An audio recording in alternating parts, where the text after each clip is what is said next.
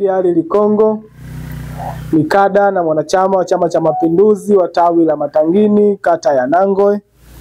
Leo hii tarehe 29 ya mwezi wa 6 mwaka 2025 nimekuja hapa kwenye ofisi ya Chama cha Mapinduzi kata ya Nangwe kuja kuchukua fomu ya kugombea ya kuomba ridhaa ya kuteuliwa na chama changu kugombea nafasi ya diwani wa kata ya Nangwe. Nimesukumwa na baadhi ya mambo kwa sababu moja ni haki yangu kwa mujibu wa katiba ya Jamhuri ya Muungano wa Tanzania, lakini pia katiba ya chama chetu inanipa fursa na ridhaa ya kugombea nafasi hii ya diwani wa kata hii ya Nangwe, ambayo ni kata niliyozaliwa, ni kata ambayo nimekulia, lakini pia ni kata ambayo nategemea kwa kiasi kikubwa zaidi nifanye shughuli zangu zote za kimaisha kwenye kata hii. Kwa hiyo nimesukumwa na baadhi ya mambo kadhaa.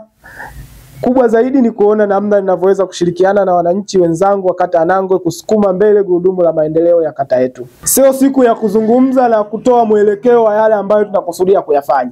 Leo hii tumekuja kuchukua fomu na kutangazia umma kwamba mimi Rashid Ali Likongo, mwenyekiti wa umoja wa vijana wa Chama cha Mapinduzi wilaya ya Nachingwea, nimechukua fomu ya kugombea udiwani kwenye kata hii ya Nangwe.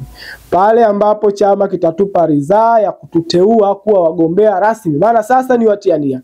Pale kitakapotupa ridhaa ya kuwa wagombea rasmi ndani ya chama chetu na kikaturuhusu kuzungumza na wanachama, tutawaeleza mipango yetu ya nini tunakusudia kukifanya kuelekea kwenye maendeleo endelevu ya kata yetu ya Nangwe mwaka 2025 2030. Kwa hiyo leo itoshe kusema kwamba tumekuja kuchukua fomu na tutamani kuzungumza sana. Tutazungumza na nitazungumza sana pale ambapo chama kitatupa ridhaa sasa ya kuwa wagombea kwa mwongozo ule uliotoka, wagombea watatu ambao tunapaswa kuchuana ndani ya Chama cha Mapinduzi kumpata mgombea mmoja. Kwa hiyo leo itoshe kusema kwamba asanteni sana na tumekuja kuchukua fomu